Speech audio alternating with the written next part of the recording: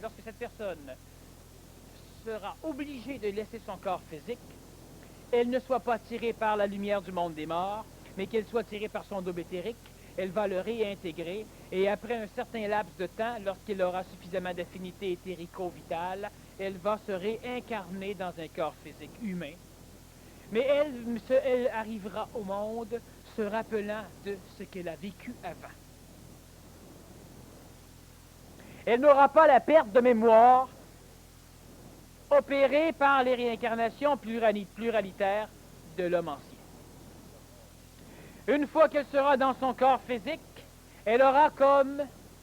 Sachez une chose. Je prends un exemple. Vous mourrez, paf. Vous avez un double éthérique parce que vous avez commencé à perdre de l'ego. Une fois mort, vous êtes dans le monde entre la vie et entre la mort. Entre la vie physique et entre la mort réelle. Une lumière, les personnages, des phénomènes, des guides, des divinités viennent vous chercher pour vous amener dans le monde des morts et ils viennent vous rassurer.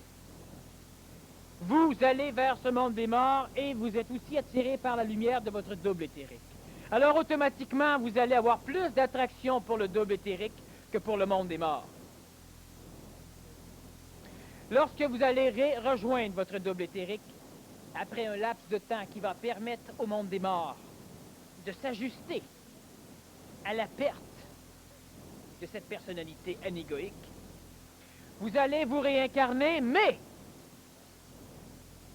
le double éthérique, la personnalité doublée dans les terres, se doit pour se réincarner de retraverser le monde des morts.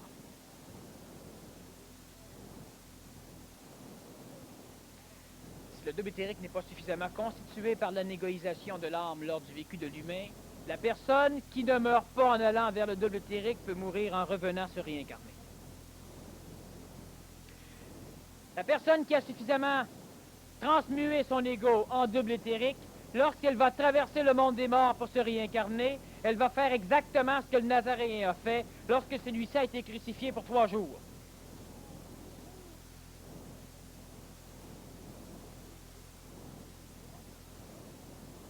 Elle devra pénétrer le monde des morts sans mourir.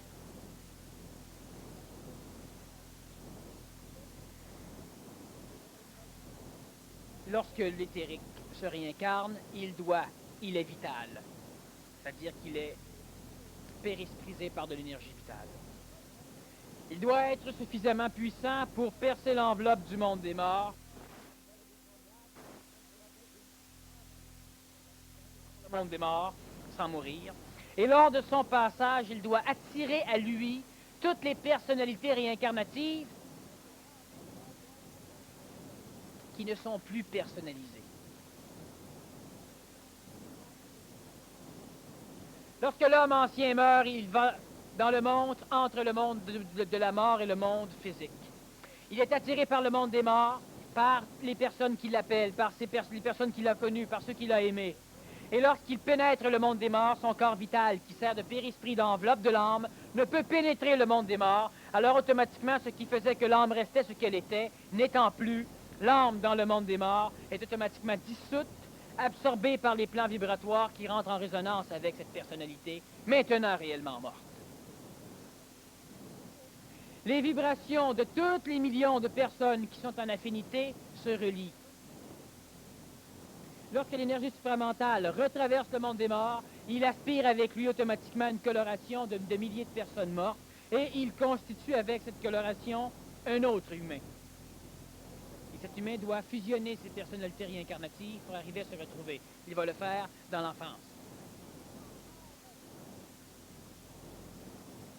Lorsque l'énergie d'un double éthérique se réincarne et qu'il retraverse le monde des morts, il doit percer la membrane, les barrières du monde des morts. Il doit traverser le monde des morts sans jamais perdre sa personnalité. Et dans ce travers du monde des morts, il doit attirer à lui toutes les personnalités impersonnelles, donc qui n'existent plus, tous les phénomènes énergétiques de tous ceux qui sont morts, qui ont une résonance affective avec le double éthérique qui traverse, ce qui fait que lorsque ce double éthérique réussit à traverser, il vide le monde des morts En passant, il supporte alors la souffrance ou une partie de son humanité sur ses épaules. Il fait ce que le Nazaréen a fait. Il a supporté les péchés du monde, de son monde, de ses frères et de ses sœurs et non pas des autres. Et non pas des autres religions. Et non pas des autres. Lorsque le double éthérique, énergisé par l'âme, par une âme qu'il s'est accolée, pénètre un corps vital et un corps physique, il vient au monde. Étant au monde, il est un humain. Il n'est pas divin, il est humain, parce qu'il a une âme. De 0 à 12, 13, 14 ans, il va assimiler cette âme et il sera divin, supramental, vers l'âge de 12, 13, 14 ans. Alors automatiquement, il sera dans l'état de savoir. Il ne l'a pas à la naissance. Dans cet état de savoir, tout l'homme qu'il a ramassé et qu'il a réussi à supramentaliser de sa naissance à l'âge de 12-13 ans, cette âme va être projetée dans l'énergie extraterrestre supramentale et elle va aller parfaire le double éthérique. Et lorsque le double éthérique est parfait, qu'est-ce que ça veut dire parfait? Il est parfait, merde, ça veut dire fini.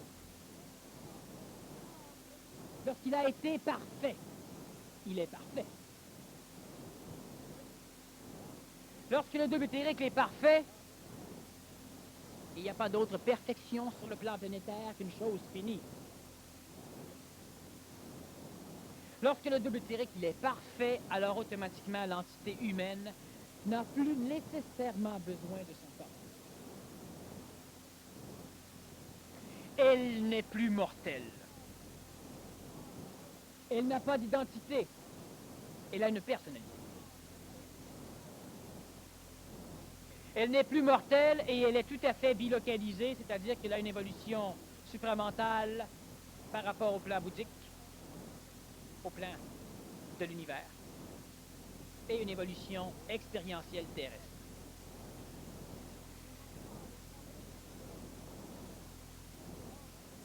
L'énergie supramentale est triunitaire. L'énergie mentale est trinitaire, l'énergie astrale est trinitaire, l'énergie vitale et physique sont trinitaires, l'énergie bouddhique est divine aussi. L'énergie supramentale, il est parfait. Il est fini.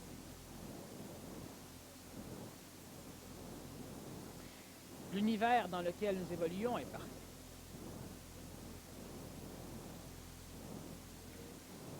La création, elle est parfaite. Mais l'absolu inconditionné est imparfait. Et il ne souffre pas de l'imperfection parce qu'il n'a rien à foutre de la perfection.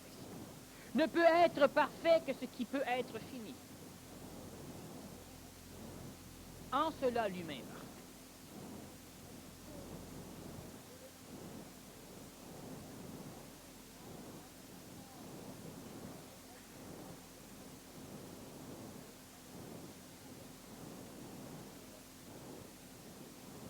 Lorsqu'une énergie reliée au double éthérique supramentalisé, qu'est-ce que c'est le double éthérique supramental et qu'est-ce que c'est que le double éthérique supramentalisé? Le double éthérique supramental est une forme créée par toutes les fusions des doubles éthériques supramentalisés. Les doubles éthériques supramentalisés sont les doubles éthériques qui vont permettre à votre personnalité d'échapper au plan des morts. Dans l'énergie supramentale, vous apprendrez aussi à vous fusionner avec d'autres doubles éthériques supramentalisés. Et la fusion de tous les doubles éthériques supramentalisés constitue le double éthérique supramental, qui est le double éthérique espritique de l'évolution de quelques divinités supramentales à l'échelle de notre planète. Si vous voulez avoir quelque chose de plus terre à terre, si vous n'êtes pas digéré dans le plan du monde des morts, vous serez digéré dans le plan supramental.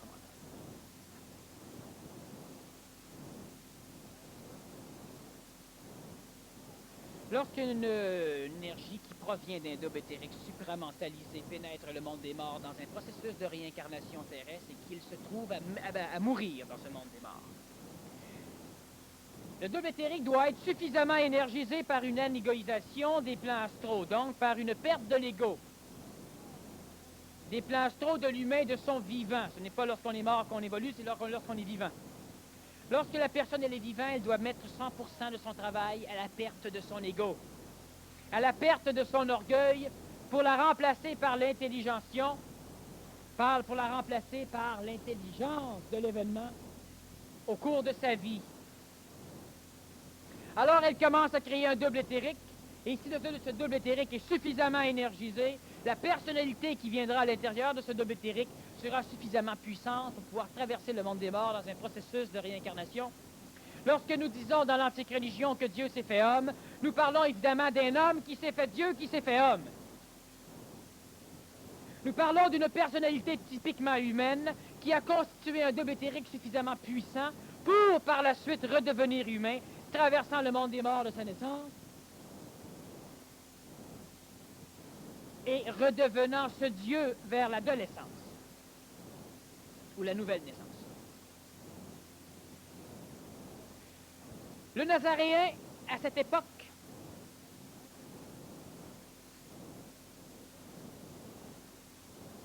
a bien exprimé le Nazaréen comme à toutes les époques. Lorsqu'il a été crucifié, il a été obligé, comme seront obligés tous ceux qui seront à un moment donné divinement humains, il a été obligé de quitter son corps physique et de repénétrer le monde des morts sans mourir. C'est-à-dire que, voyez ceci, toutes les personnalités vibratoires d'une incarnation divine sur le plan planétaire peuvent être exprimées dans plusieurs corporalités. Lorsque des millions de personnes vivent des expériences similaires, meurent, dans le monde des morts, ils se réintègrent, ils s'assimilent ensemble, donc ils se créent une forme de personnalité, qui peut, elle, être réincarnée, encore une fois, dans plusieurs personnes, et selon les corporalités physiques, il y aura des expressions de ces psychologies différentes, ce qui créera des humains différents, de prime abord semblables. Lorsque l'énergie supramentale d'un double éthérique traverse le plan des morts, pour revenir, il va suctionner toutes les énergies en affinité avec sa conscience supramentale qui se trouvent dans le monde des morts, et il va apparaître dans le plan terrestre comme étant un humain potentiellement divin. Vers l'âge de 12 ans, il aura suffisamment divinisé toutes les larmes qu'il aura été cherché dans le monde des morts, et il aura presque parfait son double éthérique. Mais, il y a ceci, c'est que toutes les personnes qui sont vivantes et qui n'étaient pas mortes lorsque le double éthérique a traversé le monde des morts ne sont pas fusionnées avec la personnalité supramentale de ce Dieu humain. Alors évidemment, ce Dieu humain doit aller chercher des apôtres autour de lui, il doit se faire sien ceux qui vivent avec l'affinité supramentale de la même divinité. Alors automatiquement, il pourra les assimiler de son vivant et de leur vivant. De 0 à 12 ans, certaines personnes qui ont une résonance semblable et similaire à sa propre énergie divine seront mortes de 0 à 12 ans. Alors lorsqu'il arrive à 12 ans et qu'il est capable maintenant d'aller assimiler les personnalités vivantes qui ont une résonance supramentale similaire à sa divinité, il aura manqué certaines personnes qui de 0 à 12 ans seront mortes et auront réintégré le monde des morts. Et lorsque lui a traversé ce monde des morts pour s'incarner, ces personnes n'étaient pas mortes. Et lorsque lui a maintenant la faculté d'absorber l'énergie de ceux qui sont vivants, ces personnes sont mortes. Il doit, pour quitter le processus, pour être parfait, il doit perdre le corps physique, réintégrer le monde des morts du plan terrestre, sans mourir, et c'est la descente aux enfers du Nazaréen sur la croix. Sans mourir, il retourne dans le monde des morts, il va rechercher énergétiquement les personnes, les dernières formes d'expression supramentale de sa divinité. Son corps éthérique est parfait, son corps physique est devenu inutile si on parle du Nazaréen, et automatiquement, il a le privilège d'apparaître dans un corps éthérique, dans un corps lumineux devant l'infini.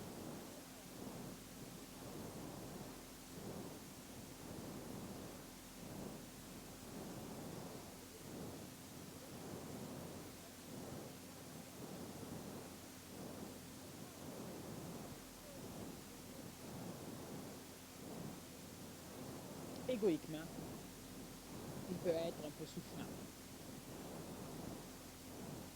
D'être instruit par la conscience supramentale ou mentale, du fait que la personnalité n'a rien à voir avec l'identité.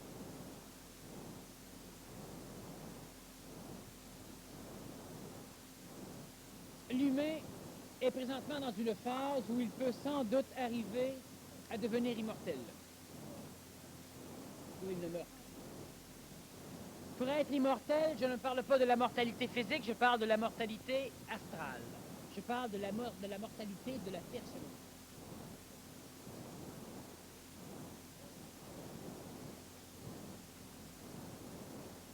Lorsque la personnalité n'est plus mortelle, l'humain n'a rien à foutre de savoir si son corps physique est mortel.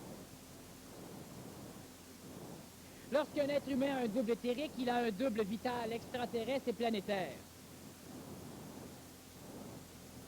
N'importe quand il est capable de reconstituer un corps physique, étant donné qu'il a la puissance de contrôle sur l'énergie vitale. Terrestrement parlant, il est créateur. Mais pas cosmiquement parlant. Lorsque l'humain a constitué un double éthérique, il est immortel. Lorsque l'humain a commencé à constituer un double éthérique, il est immortel. Il n'est pas encore exclu des processus de réincarnation, mais il est immortel.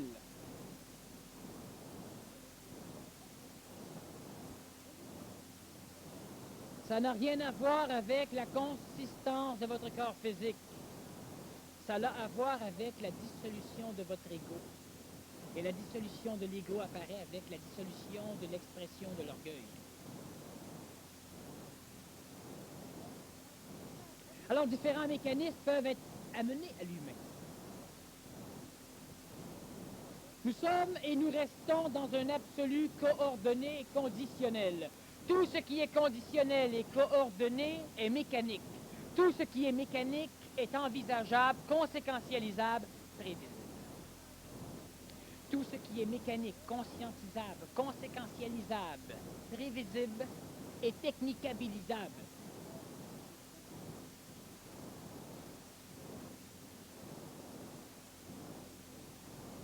Trois choses sont pourtant nécessaires pour qu'un phénomène actuel serve à l'expérience. La première chose, il faut que le temps soit là. Le temps existant par l'espace va être déterminé par la probabilité de conscientiser et de conséquentialiser la démarche mécanique du contact supramental. Et troisièmement, un potentiel récepteur doit être puissamment présent.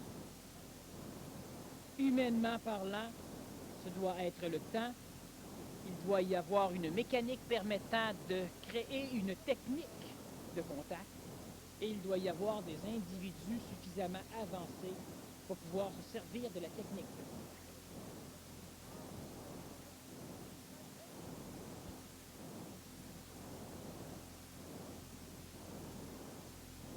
Tout ce qui est conditionné est prévisible, ce qui est prévisible parce que c'est mécanique, et ce qui est mécanique peut être transformé en technique.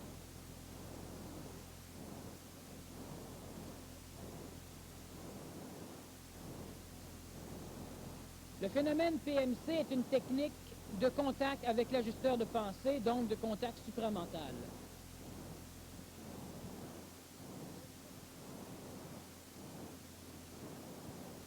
Cette technique, étant une technique, ne nécessite pas nécessairement la compréhension consciente de l'évolution transformative chez les pratiquants. Autrement dit, elle peut être très opérationnelle, même si les personnes qui la pratiquent ne s'en rendent pas compte.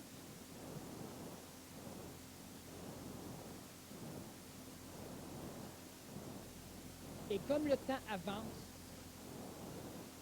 automatiquement, la technique peut devenir de plus en plus raffinable et raffinée. Le temps. Ce qui fait qu'automatiquement, cette technique peut être malléablement transformée pour permettre à ceux qui la pratiquent la conscientisation réelle de la mutation déjà réelle.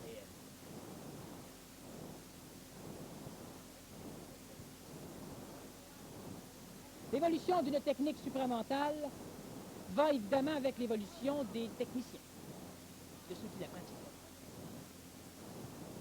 Lorsque le temps s'écoule, les énergies telluriques accélèrent les choses, les énergies solaires accélèrent les choses, et automatiquement, certaines formes d'expression de la mécanique d'évolution peuvent être exprimées de manière à ce que l'ego puisse être informé des changements sans que l'ego puisse s'en servir contre ces changements. Le PMC, jusqu'à date, avait été élaboré de façon à ce que l'ego ne soit pas instruit des changements pour que celui-ci ne se mette pas à triper sur les changements de façon à empêcher les prochains changements. La technique PMC était donc une technique hypocrite, en ce sens qu'elle faisait évoluer la personne à son insu.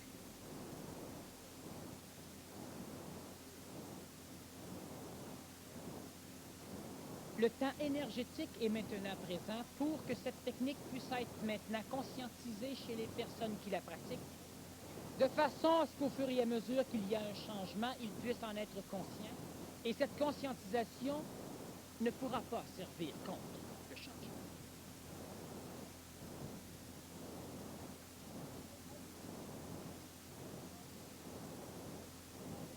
Évidemment, pour que cela soit fait, une altération positive doit être opérée au niveau de la structure d'enseignement de la technique. Autrement dit, à partir de la mi-août, le programme PMC change au niveau de la forme d'enseignement, les techniques restant les mêmes, de façon à ce que chacun d'entre ceux qui pratiquent puisse percevoir vitalement, astralement, mentalement et physiquement chaque bloc de quelques semaines pour pouvoir instruire l'ego de libérer l'évolution. Alors, il y a plusieurs choses que nous ne vous avons pas dites. Il y a plusieurs choses que les professeurs n'ont pas révélées et qui, à partir de cet automne, seront révélées de façon à ce qu'à chaque 3-4 semaines, vous puissiez en arriver à conscientiser la transformation. Cela veut simplement dire que nous allons vous demander un effort supplémentaire. Vous allez devoir comprendre les mécanismes et la mécanique réelle évolutive permettant à votre corporalité terrestre d'arriver en contact avec un ajusteur de pensée extraterrestre pour finalement vous permettre de constituer un double éthérique.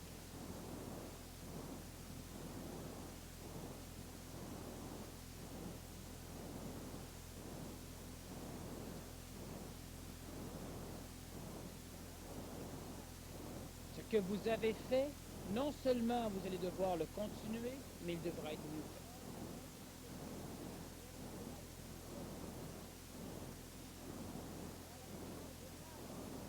Le fait d'arriver à entrer en contact avec son ajusteur de pensée permet la création d'un double éthérique.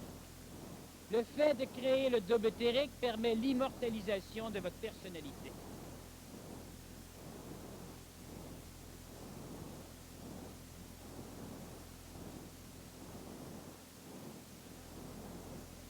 Mais une chose est extrêmement importante au niveau de l'évolution,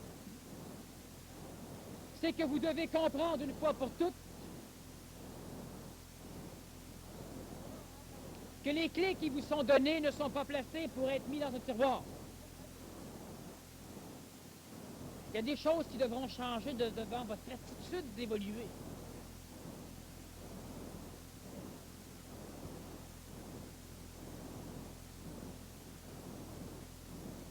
Il y a le temps.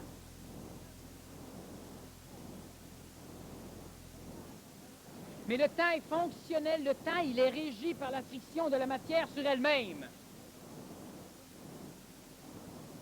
Cela veut dire que tant que vous allez vous déplacer lentement, le temps sera long. Et plus rapidement vous allez vous déplacer, plus le temps sera court. Des 15 minutes que prend un avion de chasse canadien pour survoler la base de Bagotville à Chicoutimi et venir survoler celle de Saint-Hubert à Montréal, cela peut se transformer en 2 mois si vous le faites à cheval ou à pied. La friction de la matière. L'avion de chasse a une friction plus grande. Il surchauffe. Il doit être aérodynamisé. Il doit être organisé en fonction de l'évolution rapide. Et automatiquement, le temps est court. Même si la distance reste la même, le chemin est long avant d'arriver au contact supramental. Soit. Mais le temps n'est pas nécessairement long. Seul le chemin est long. Et vous allez comprendre, vous allez découvrir la durée du temps qu'en fonction de la distance à parcourir et de la vitesse avec laquelle vous allez la parcourir.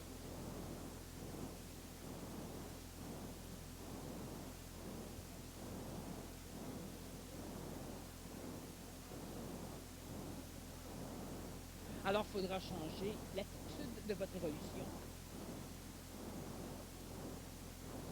C'est pas un sideline, l'évolution. On va faire une pause. Si vous avez des questions, vous les écrivez et vous les amenez ici en avant. La pause ne sera pas trop longue.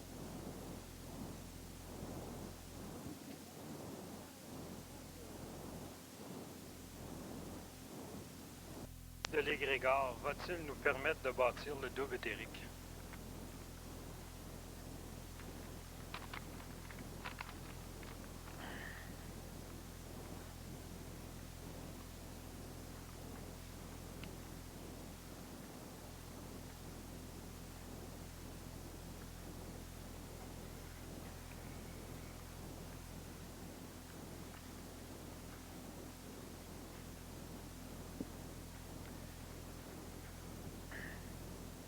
Évidemment, quand on parle de l'énergie de l'égrégore, on parle d'un égrégore mental. On ne parle pas des égrégores astro.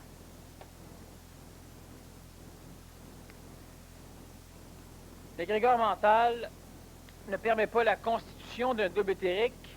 L'égrégore mental a une fonction, la réénergisation et l'entretien énergétique du corps mental de l'humain. L'entretien énergétique du corps mental d'un humain permet à ce mental d'avoir un accès plus vibratoire et plus facile avec son ajusteur de pensée, ce qui va permettre l'instruction de l'ego. Et l'ego instruit constitue au niveau supramental le double éthérique. Alors, si on veut avoir une réponse sans compréhension à la question, l'énergie de l'égrégore va-t-il nous permettre de bâtir le double éthérique? Oui. Mais par le processus, par le cheminement que je viens d'élaborer. L'égrégore, pour le constituer convenablement,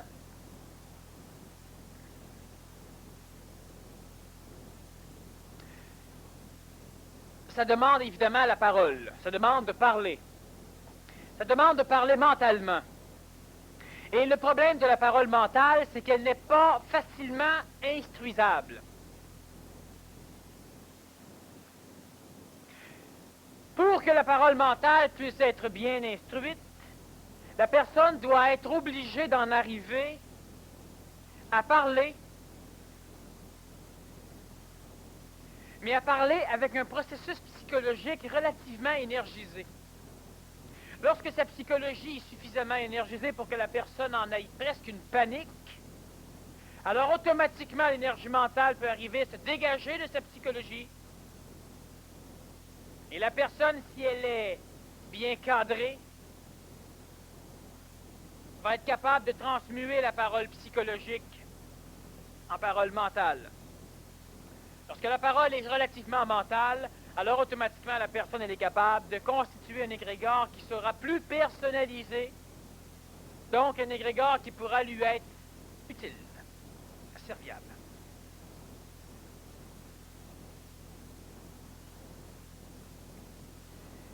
L'année dernière, j'ai donné un séminaire sur la colère mentale.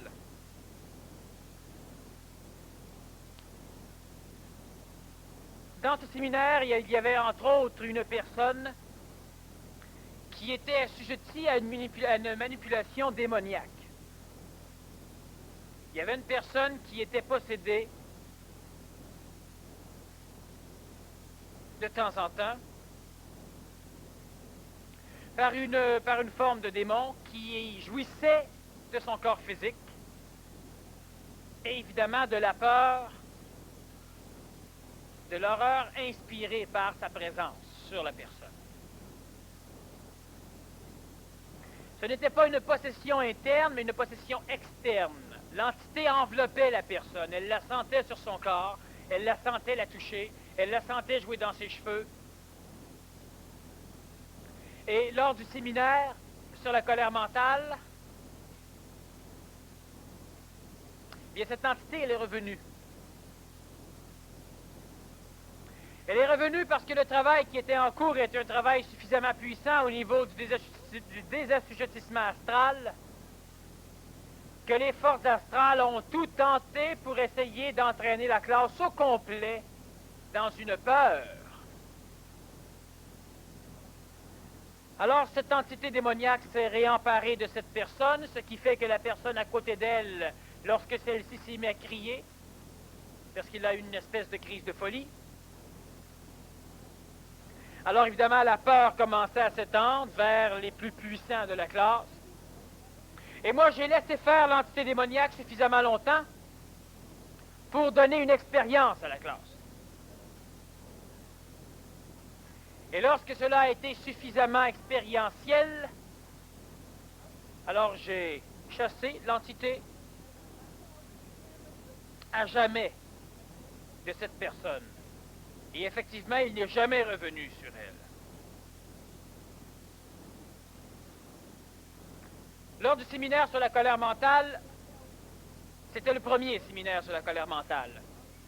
Et lorsqu'il y a quelque chose de neuf, il n'y a pas d'égrégore de créer autour d'un mécanisme neuf. Alors il est plus pénible et moins efficace. C'est comme le PMC. Les personnes qui sont en PMC 4 ont plus d'avance que ceux qui sont en PMC 6 lorsque ceux-ci étaient en PMC 4. Et c'est normal. Les premiers qui ont commencé le PMC, c'était réellement le risque et péril. Évidemment, je ne l'aurais pas dit. Tandis qu'aujourd'hui, il n'y a plus de problème. Parce que le mécanisme est égrégorisé.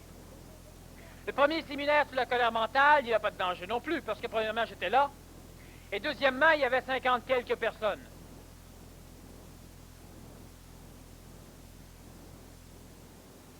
N'empêche que cette possession démoniaque des plans astraux a pu prouver à certains qu'effectivement l'astral existait et il était réellement tangible.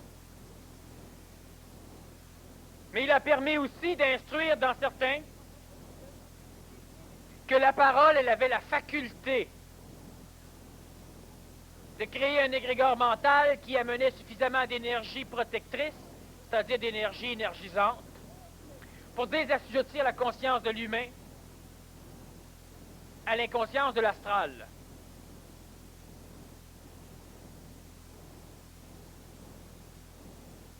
Une fois par année, je fais le séminaire sur la colère mentale et je le fais l'été parce que c'est l'été que c'est le plus propice au mécanisme énergétique ionique.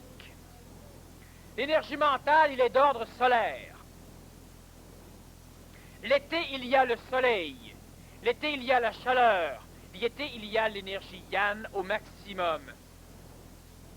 Et c'est pourquoi ce séminaire, je le fais une fois par année, l'été. Je ne le fais jamais l'hiver. Et je ne le ferai pas l'hiver non plus.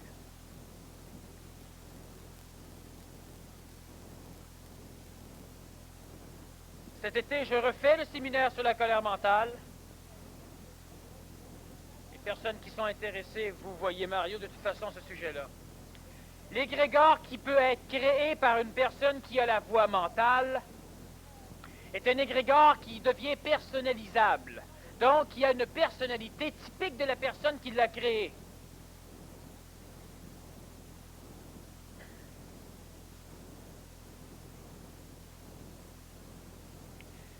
Reprenons l'exemple du séminaire sur la colère mentale. Et mais, étant donné que présentement ce séminaire a un égrégore, il est bien évident que tout ce qui a été constitué lors du premier séminaire est mémorisé dans l'astral et peut servir instantanément à ceux qui font le deuxième séminaire.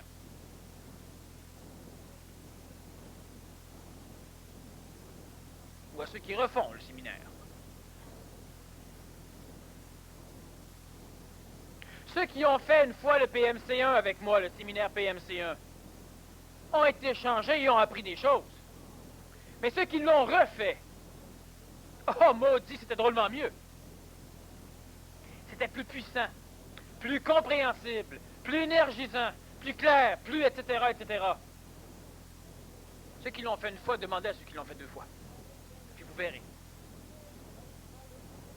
Parce qu'une fois que l'égrégore est instauré, et plus l'égrégore est nourri, plus la personne qui a déjà une affinité grégorienne relative à l'énergie de cet égrégore, on parle de PMC, donc les personnes qui font le PMC, plus ils ont de facilité par la suite à avoir accès à cet égrégore mental, ce qui va automatiquement leur donner des possibilités qu'ils n'auraient pas sans cela. Ces possibilités données par l'égrégore mental va donc les amener à entrer en contact plus facilement avec leur ajusteur de pensée, et surtout à ne pas être manipulé par les entités astrales extérieures.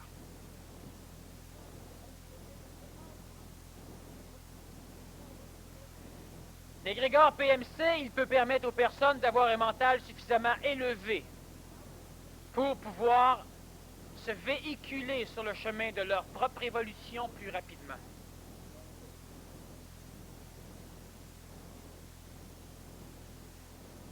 C'est la même chose au niveau du séminaire sur la colère mentale. La colère mentale, c'est la possibilité de créer les égrégores mentaux. Et la colère mentale, c'est la possibilité de désassujettir complètement sa voix, sa parole mentale, des mécanismes normaux de parole psychologique. Au niveau PMC4, on commence le travail. Et ça demande énormément d'énergie. À la fin du séminaire sur la colère mentale, c'est fait. Les personnes ont goûté à la saveur de la parole mentale. Et ils ont laissé leur nom, leur trace au niveau astral. Et ils ont personnalisé l'égrégore mental placé au niveau de l'égrégore mental du groupe. Autrement dit, il se forge une clé pour pouvoir s'en servir. Alors l'égrégore lui-même ne constitue pas et ne crée pas de daube éthérique. L'égrégore, il permet l'affinité mentale qui va permettre le contact avec l'ajusteur de pensée, qui lui va permettre l'instruction de l'âme, qui elle va créer le daube éthérique.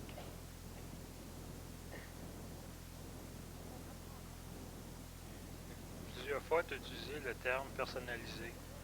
Quelle est la différence entre la personnalité et l'identité?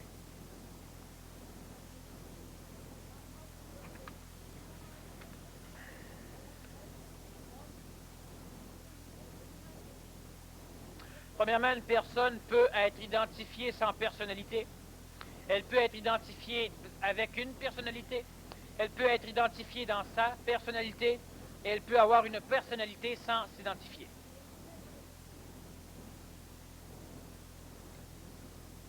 La personnalité, ce sont tous les mécanismes évolutifs, énergétiques, qui vous différencient des autres.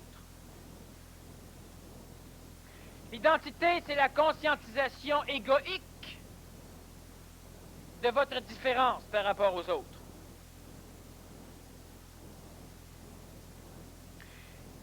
Si vous êtes identifié, vous allez vouloir défendre votre identification. Moi, j'ai une personnalité. Et qu'on me dise n'importe quoi, ça ne me touche pas. Parce que je ne suis pas identifié. Celui qui est identifié a donc automatiquement une conscience limitée à l'identification. Celui qui a une conscience absolue n'a pas d'identification. Par contre, l'expression de sa conscience absolue peut être exprimée par une personnalité. Le mental doit arriver à s'identifier pour se désassujettir de l'identification de l'ego. Et le mental doit perdre d'identité pour ne garder qu'une personnalisation. L'ego doit perdre aussi son identification pour ne garder qu'une personnalité. La personnalité, c'est le mécanisme énergétique qui constitue ce que vous êtes. L'identité, c'est la certitude de n'être que cela, et l'identité attache toujours de l'importance à ce que l'on est. Si je dis vous êtes laid, je ne peux pas attaquer la personnalité, je ne peux attaquer que l'identité. La personnalité ne se défend pas, elle est ce qu'elle est. L'identité se défend parce qu'il n'a pas l'impression d'être si les autres disent qu'il n'est pas. Alors une personne peut s'identifier dans sa main. Et sa personnalité, c'est tout le mécanisme au complet qui crée l'identification dans la main. Le schizophrène ne s'identifie pas dans la schizophrénie. Mais sa personnalité, c'est la schizophrénie.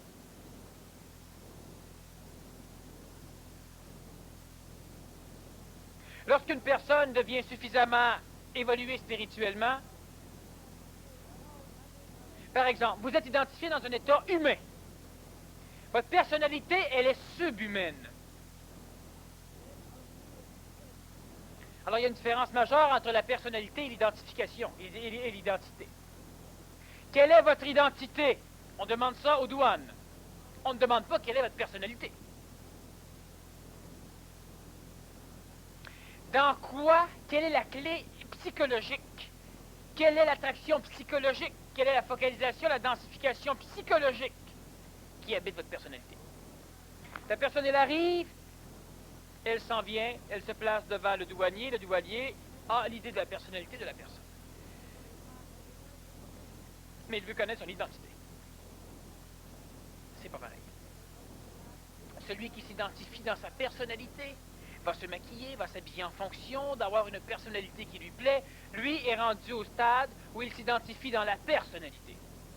Et là, lui-même mélange les deux, personnalité et identité. Il y a une différence majeure. À un moment donné, il va cesser de s'identifier dans la personnalité. Ça ne le dérangera plus. Mais il gardera sa personnalité. L'enfant a une personnalité et il n'est pas identifié. L'enfant finit par s'identifier dans quelque chose, il peut arriver à s'identifier dans sa personnalité, et lorsque l'humain évolue encore plus, il finit par perdre d'identité, mais il conserve sa personnalité. Quel mécanisme qui fait qu'on a une personnalité? Et le pourquoi, disons, le pourquoi de l'identification, si en tant que telle, l'éducation va passer par-dessus et être seulement personnalisée. La personnalité, c'est la fusée. L'identification, c'est l'essence qu'on place dedans. Et lorsque l'essence explose, la fusée elle est transportée par l'identité, par l'essence, jusqu'à un moment où donné où la personnalité doit se couper avec l'identité, laisser tomber les réservoirs vides, et la personnalité maintenant qui est dégagée de l'attraction terrestre poursuit son évolution vers les systèmes solaires. Alors l'identité, lorsqu'une roche a une personnalité, mon verre a une personnalité, mais il ne s'identifie pas dedans. Je peux le briser, il ne s'identifie pas. La plante, elle a une personnalité et elle n'a pas d'identité, même si elle a un phénomène astral. L'animal a une personnalité, mais il n'a pas nécessairement d'identité, sauf certains rares animaux qui, au contact de l'humain, finissent par s'identifier. L'animal s'identifie beaucoup plus au maître, lorsqu'il devient assez évolué. Beaucoup plus que lui. Mais il a une personnalité. Et il peut évidemment être coloré par la personnalité du maître, mais il a la sienne. Le chien est presque automatiquement un ami de l'humain. C'est sa personnalité. La personnalité raciale, la personnalité familiale, les familles de chiens, jusqu'aux personnalités individuelles en rapport avec le maître. L'identité, c'est ce qui va permettre au chien, lorsque le chien s'identifie, de commencer à suivre un processus d'accumulation mémorielle, donc d'intelligence ou d'intellectuance, plus précisément, de sa vie. Alors le chien va être capable de finir par arriver, parce qu'il s'identifie au maître, à s'ennuyer du maître, ce que le cheval ne fera pas. Le chien va être capable de défendre le maître, ce que le cheval ne fera pas. Sauf un cheval qui finit par avoir une identité dans son maître. Alors le chien va donc finir par suivre un simili-processus d'évolution parce que maintenant il y a une identité. Parce que maintenant il s'attache à l'importance, ou il en attache au maître. Il s'identifie dans le maître. Et lorsque le chien ne peut pas aller plus loin que ça. L'humain, lui, va finir par arriver à voir que l'identité est nuisible de la personnalité et qu'en fin de compte, il met plus d'énergie à défendre son identité qu'à défendre sa personnalité. Alors l'humain finit par dire, quelle est ma personnalité réelle? Ça, c'est quand il s'identifie dans sa personnalité.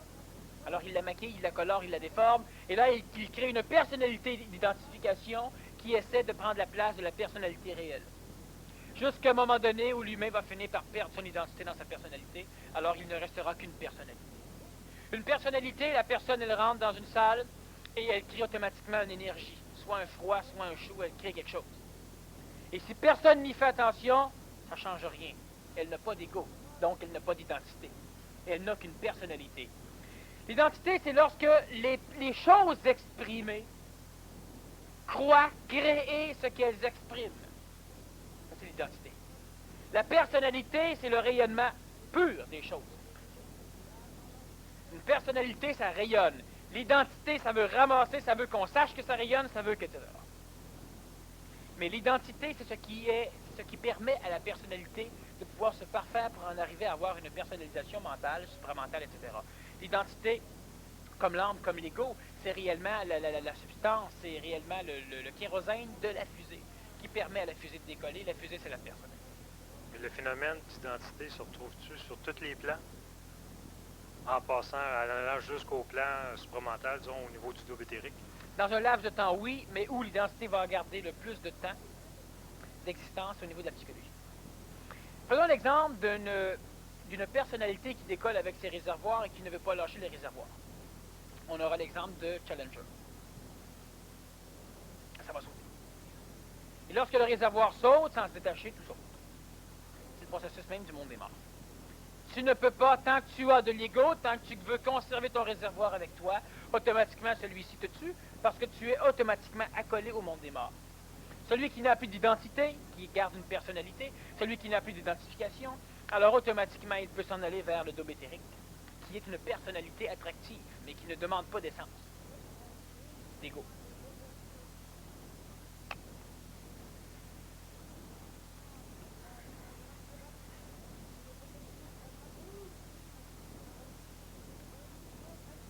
Question ici qui semble être rattachée par rapport à ce que tu parlais au niveau des univers. Les trous noirs sont-ils reliés aux univers parallèles? Si oui, donc c'est qu'on peut changer d'univers?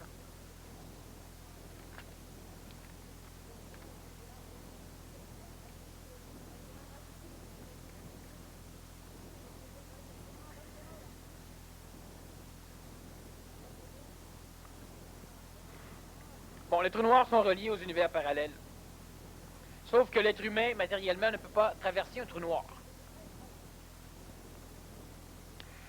Le trou noir, c'est un paramètre limitatif entre deux univers. Et lorsque l'être humain, corporellement parlant, pénètre un trou noir, il ne peut plus en sortir. Alors, on n'appelle pas ça changer d'univers.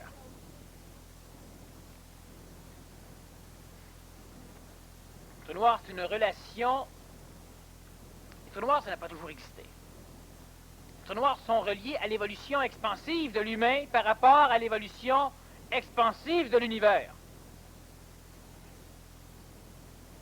Chaque fois que dans la création, les énergies auront été densifiées à un point tel qu'à un moment donné, il en manquera, cela va créer des déchirures spatio-temporelles, cela va créer ce que l'humain appelle l'hyperespace, et cela va créer aussi à la longue de l'inexistentialité coordonnée, donc de l'absolu coordonné à l'intérieur de l'absolu coordonné. Cela va créer de l'absolu existentiel par rapport à l'absolu expérientiel, et cela va créer des concepts qui ne sont pas régis par les lois normales à l'intérieur d'une galaxie, mais qui sont régis par des lois extragalactiques et qui vont permettre à certains phénomènes évolutifs. Et là, on parle de transport séraphique, parce qu'il n'y a que les transports séraphiques qui peuvent traverser les trous noirs. L'humain, matériellement, ne peut pas. Il n'y a pas de terrestre, de mentalo-astralo-vitalo-physique qui puisse aborder un trou noir. Le comte de Saint-Germain est-il passé par l'expérience du double éthérique? Ça va de soi. Le comte de Saint-Germain, lorsque le Nazaréen lui a permis de pénétrer le monde des morts, est passé par les mêmes facettes d'existence et d'expérience que le Nazaréen, sauf qu'il n'en était pas le maître contrôleur.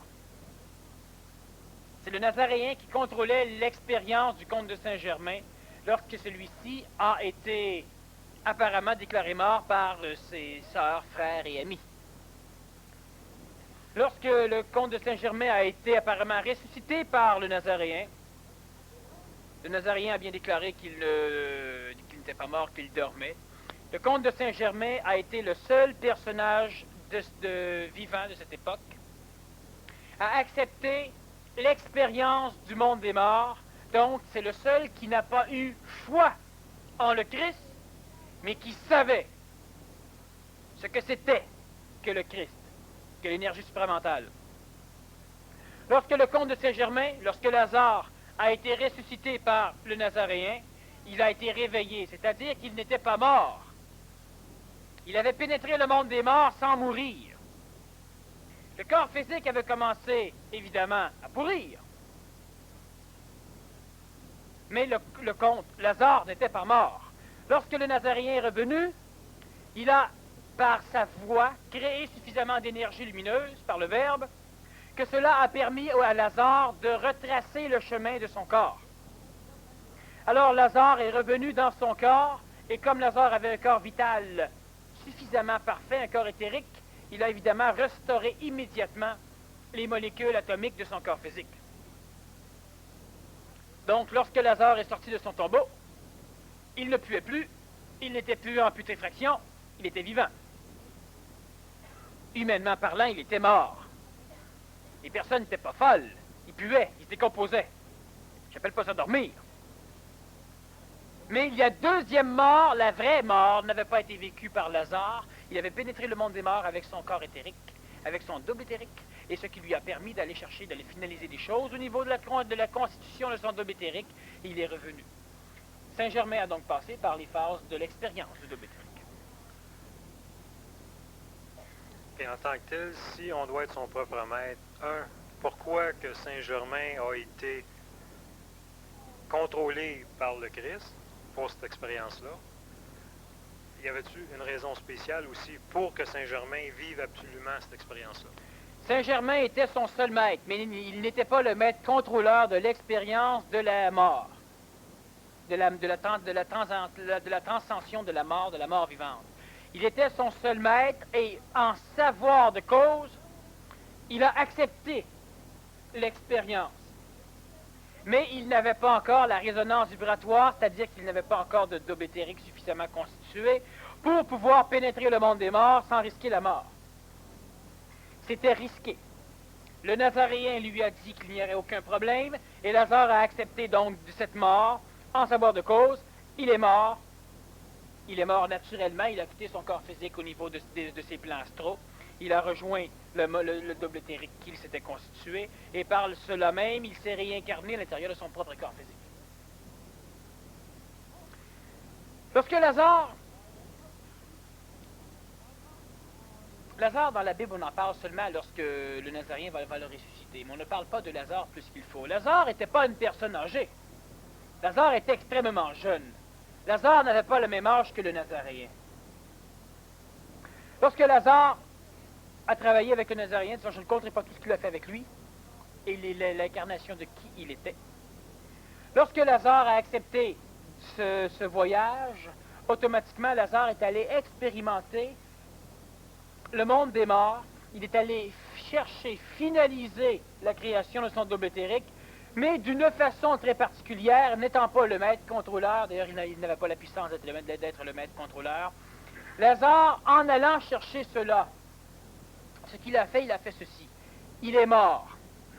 Il est mort volontairement de son corps physique. Il a été attiré par le monde des morts. L'initiation devait faire de lui un être qui devait aller chercher le double éthérique, son double éthérique, plutôt que de pénétrer le monde des morts. Il devait se réincarner par la sphère de réincarnation traditionnelle normale, sauf que le Nazaréen, lorsqu'il est allé réveiller Lazare, il a simplement par son verbe, créé une lumière qui permettait à Lazare de retracer son corps au niveau de l'échelle spatio-temporelle terrestre. Cela pour éviter que Lazare ne renaisse dans un enfant. Autrement dit, celui qui meurt et qui, en dedans de quelques jours, est capable de renaître, peut revenir dans son corps, le restructurer et le conserver. Il n'a pas besoin nécessairement de renaître par la naissance. Si il est capable de retrouver la lumière de son corps, ce qui ne se fait pas pour l'instant. Et le Nazaréen, parlant au corps de Lazare, a énergisé le corps de Lazare, créant une lumière typique de Lazare, et évidemment par consensus supramental, parce que le Nazaréen, lorsqu'il a ressuscité Lazare, il était dans le plan supramental, donc au-delà du monde des morts, et dans le plan terrestre, donc en-delà du monde des morts. Et sa vibration, sa lumière a créé une espèce de canal lumineux, et le double éthérique, la personnalité de Lazare dans le monde des morts, a su reconnaître le corps. Alors il est revenu, il a ramassé ce qu'il avait besoin, il est revenu dans ce corps. Le Nazaréen ainsi que l'énergie éthérique de Lazare ont reconstitué le corps, sauf que Lazare, à partir de ce moment donné, n'avait plus besoin de vivre la mortalité conventionnelle pour pouvoir parfaire son double éthérique. Mais il faut comprendre que le double éthérique du comte de Saint-Germain n'est pas parfait. Le double éthérique du comte de Saint-Germain ne sera parfait et lui ne peut pas le parfaire pour l'instant, donc il est relié au plan de service de la planète, pour la simple raison que dans le monde des morts, il y a certaines entités qui lui appartiennent, mais comme il ne peut plus mourir, il ne peut donc pas aller les chercher. Et en plus, le travail vibratoire qu'il a à faire au niveau de notre planète ne lui permet pas de se réincarner une autre fois. Il peut par contre créer des corps physiques. Il a créé le corps de Thomas Paine, il a créé le corps de, plusieurs autres que je pourrais nommer. Et le comte de Saint-Germain est une entité qui travaille par l'intelligence, qui sert aussi de contact entre les énergies supramentales intelligentes et toute la gestion planétaire de tous les mécanismes astraux du bien et du mal. Le comte de Saint-Germain remplace, si l'on pourrait dire, ce que le Christ était avant sa densification humaine. Pourrait-on dire que Saint-Germain étant un corps, a eu un corps physique, a possibilité de corps physique, pourrait-on dire en ce moment que Saint-Germain permet d'être un ajusteur de pensée, mais planétaire au niveau de tout le système? Non, Saint-Germain est un ajusteur d'intelligence, mais il n'est pas un ajusteur de pensée.